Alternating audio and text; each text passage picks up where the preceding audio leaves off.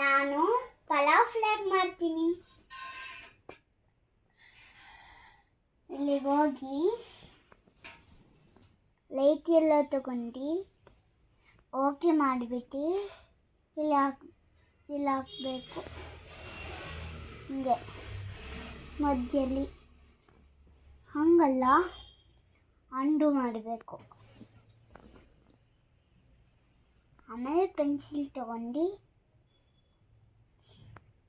ಇಷ್ಟು ಮಾಡೋದು, ಇಷ್ಟು ಮಾಡಿ ಹಿಂಗಾಗಬೇಕು.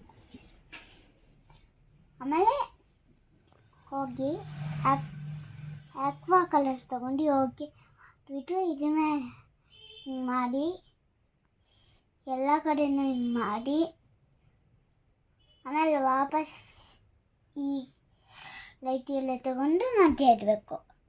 ಯಾವಾಗ ಪಲಾವ್ ಫ್ಲಾಗ್ ರೆಡಿ ಆಯಿತು.